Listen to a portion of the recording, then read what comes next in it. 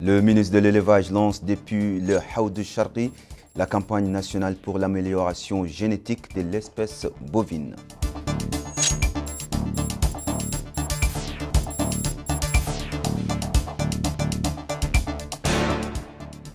Le comité régional chargé du recensement général du cheptel s'est réuni pour évaluer le résultat du recensement.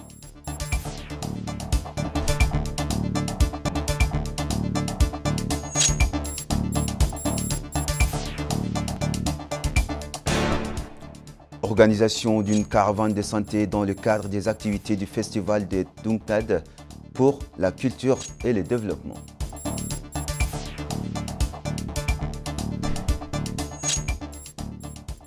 Mesdames et messieurs, bonsoir et merci de vous joindre à nous pour cette nouvelle édition.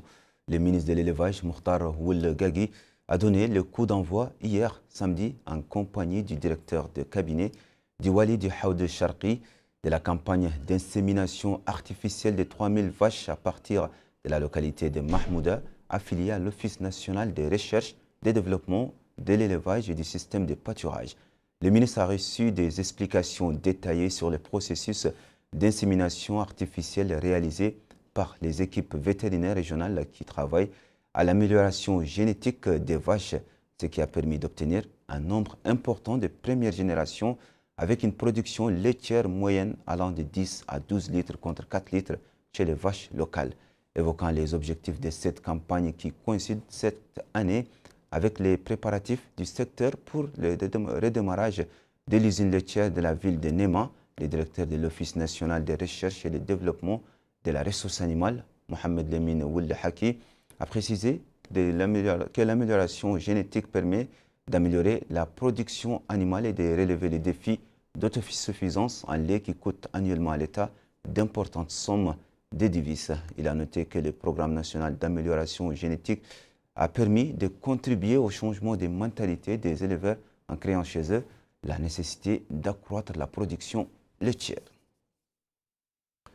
Près d'un mois après la rentrée en vigueur de l'accord signé entre le gouvernement et la Fédération nationale de la pêche artisanale pour réduire les prix du poisson, le marché des poissons à Nouakchott est en plein essor avec une demande croissante des citoyens pour acheter le poisson au tarif fixé par l'État. El Hajj Abdullah Idi. Une dynamique caractérise le marché du poisson à Nouakchott quelques semaines après la conclusion d'un accord entre le gouvernement et la Fédération nationale de la pêche artisanale portant sur la disponibilité des poissons et la fixation de ses prix. Dans ce marché, le poisson est disponible en grande quantité et les citoyens se ruent sur lui. Des citoyens qui viennent régulièrement pour s'approvisionner de ce produit alimentaire. Les avis divergent à propos de nouveaux prix fixés récemment en vertu de l'accord.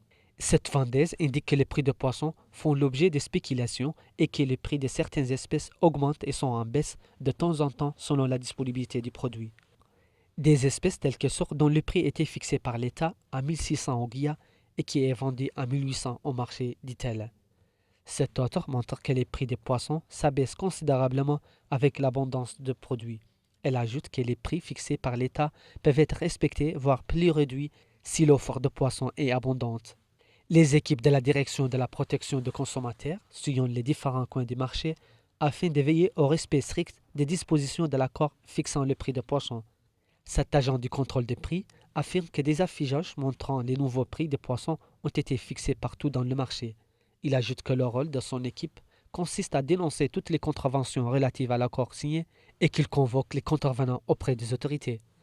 Le représentant de la Fédération nationale de la pêche artisanale déclare que sa structure a respecté ses engagements consignés dans l'accord, y compris l'identification d'un point de vente central dans lequel se fait le vidange des quantités et à partir duquel s'approvisionnent les points de vente secondaires. Rappelons que la réduction des prix des poissons fait partie des efforts consentis par le gouvernement visant à disponibiliser aux citoyens les produits alimentaires à des prix abordables.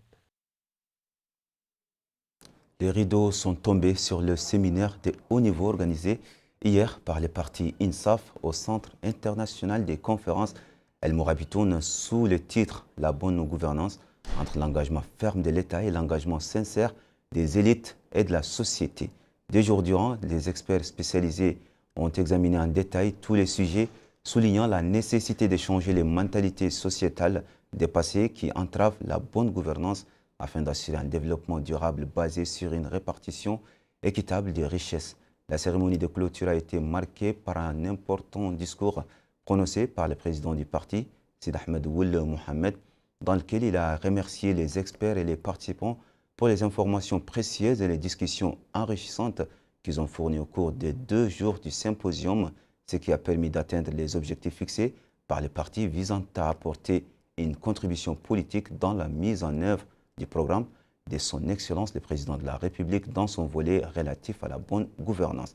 Le chef du parti a souligné que les recommandations des participants seront prises en considération et seront transmises aux autorités compétentes pour contribuer au grand effort national de lutte contre ces fléaux, conformément au programme et à l'orientation de son Excellence le Président de la République, M. Mohamed Ould Cheikh El Ghazouani. À présent, nous ouvrons la page de ce journal consacré aux inondations qu'ont connues certaines villes dans la vallée suite à la crue du fleuve Sénégal. Nous commençons par la ville de Rosso et plus précisément par le centre d'hébergement du stade situé dans le quartier du kilomètre 7 qui comprend un centre de santé qui dispense soins et services médicaux pour les personnes victimes de la crue du fleuve. Abdul Adamaba nous en dit plus. Les plus de 100 familles du site de relocalisation du complexe sportif du kilomètre 7 de Rosso, qui vivaient auparavant au quartier de Bagdad de la commune de Rosso, bénéficient des services médicaux nécessaires. Une équipe médicale a été déployée sur les lieux pour prodiguer aux sinistrés les services de santé nécessaires. Les usagers indiquent, après s'être déplacés au niveau de ce centre de santé, ils ont bénéficié d'une prise en charge nécessaire. Par la suite, disent-elles, on leur a offert des médicaments dans le cadre du traitement des maux dont elles souffrent.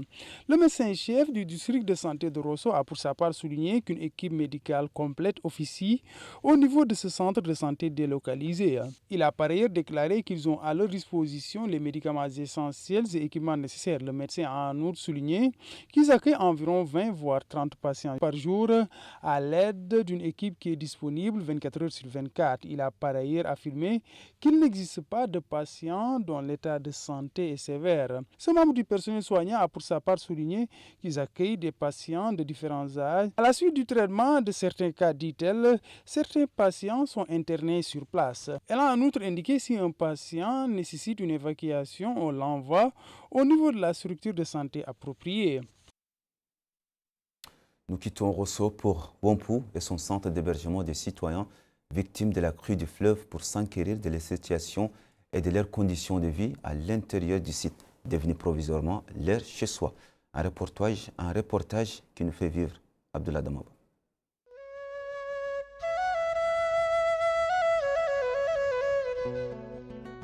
Les pensionnaires du site de relocalisation de la Moukata de Wompou, qui résidaient auparavant à Sanar, ne se sentent pas dépaysés malgré leur déplacement et relocalisation au niveau de cette zone. Ils mènent leur activité quotidienne et ne se sentent point dépaysés. Ils ont rendu grâce à Dieu pour ce qui leur est arrivé. Ils indiquent qu'ils continuent à mener leur vie comme il se doit à la tombée de la nuit, disent-ils. Ils s'adonnent à des soirées de médias pour égayer l'ambiance. Ils ont en outre mis en avant leur satisfaction pour leurs conditions d'hébergement. Ce groupe de citoyens qui ont été obligés de quitter leur domicile du fait de la crue des eaux du fleuve ne semblent pas abattus, mais ils mènent leur vie comme il se doit dans la solidarité et l'entraide.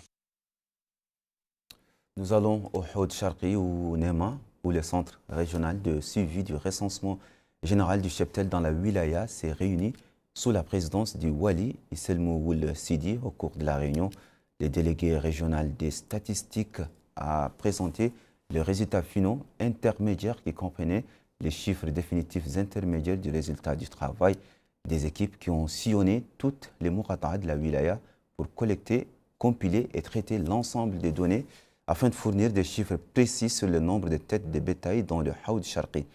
Le comité régional de suivi du recensement du cheptel comprend les hakems des mourata'a, le conseil régional, les délégués régionaux de l'élevage et les inspecteurs régionaux. À travers ce recensement national du cheptel, les pouvoirs publics cherchent à disposer d'une base de données la plus exhaustive possible pour fonder leur choix sur une connaissance réelle, chiffrée et actualisée pour éclairer les décisions de l'État et asseoir les programmes et projets de développement sur une base viable. Clap de fin pour la 2e édition du Festival international du film de Nouakchott, organisé 5 jours durant à la place de l'OMVS par le Conseil régional de Nouakchott en partenariat avec l'Institut national des arts, l'Office national du tourisme et Afriport Mauritanie. Le festival de 5 jours qui s'est distingué par le choix du cinéma palestinien comme invité d'honneur avec la participation des délégations de haut niveau de 18 pays frères et amis, connus pour leur expertise et leur créativité dans le domaine en mis en exergue la vie de la population de la bande de Gaza et l'aspiration de celle-ci à surmonter les dures épreuves qu'elle traverse ainsi que l'importance de vivre avec l'espoir en dépit de l'injustice et de l'oppression. L'Association mauritanienne pour la promotion de la langue et de la culture soninké a organisé hier soir en collaboration avec le Centre national d'oncologie une journée de sensibilisation sur l'importance du dépistage et du diagnostic précoce du cancer du sein et du col de l'utérus. Le président de l'Association mauritanienne pour la promotion de la langue et de la culture soninké, Aliou Gandega, a souligné l'importance de telles activités de sensibilisation pour éduquer les femmes sur l'importance du dépistage et du diagnostic précoce du cancer du sein et du col de l'utérus, car il s'agit de la méthode de traitement idéale, appréciant le partenariat existant entre son association et le Centre national d'oncologie. Pour sa part, le directeur du Centre national d'oncologie, Oumoul Benin Mintzeina, a exprimé la volonté du centre de fournir tout le nécessaire pour diffuser l'éducation sanitaire dans les villages et les villes du pays en guise de soutien et d'assistance aux efforts de l'organisation en matière d'éducation sanitaire. Les participants ont également suivi diverses présentations au cours desquelles ils ont discuté de l'importance de sensibiliser les femmes et les filles afin qu'elles puissent être un outil utile pour la lutte et le traitement du cancer. Nous allons dans le wilaya de l'Adrar où se poursuivent les activités du Festival de la jeunesse de Toungad pour la culture et le développement. Les activités de la deuxième journée de cette manifestation comprenaient l'organisation d'une journée de santé au centre de santé de Toungad et la distribution des quantités de médicaments et d'uniformes scolaires. El-Hajj Abdoulaye. Cette journée de santé est dédiée au village de Toungad relevant de la Muqata'a d'Oujeft. Elle constitue l'une des principales activités organisées dans le cadre du festival Toungad pour l'alimentation médicale ont été effectuées. Les bénéficiaires remercient les organisateurs de cette activité de santé qu'elle a permis de faire gratuitement des consultations médicales indispensables vers les villes pour faire les traitements nécessaires. Les chefs de cette caravane médicale précisent qu'ils ont effectué des consultations en faveur des personnes atteintes. Toujours dans le cadre du festival Toungad, une quantité des uniformes et des fournitures scolaires ont été distribuées. Des distributions qui visent à renforcer l'école républicaine selon les organisateurs.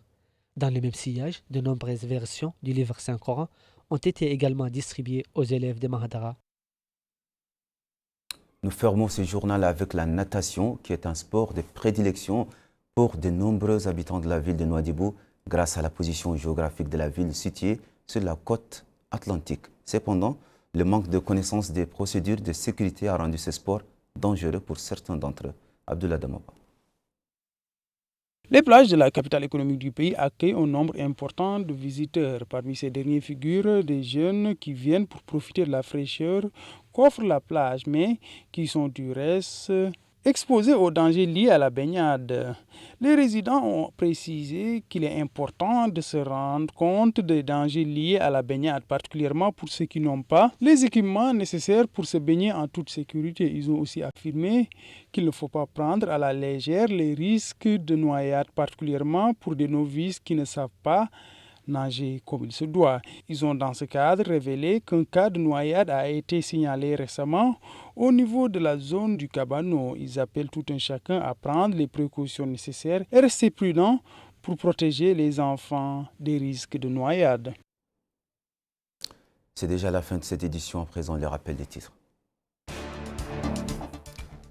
Le ministre de l'Élevage lance depuis Haoud Sharqi la campagne nationale pour l'amélioration génétique de l'espèce bovine.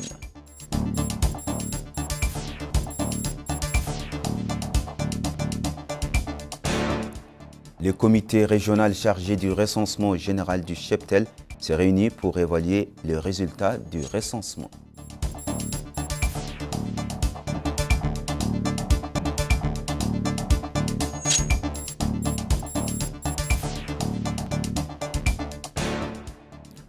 Organisation d'une caravane de santé dans le cadre des activités du festival de Tungad pour la culture et le développement.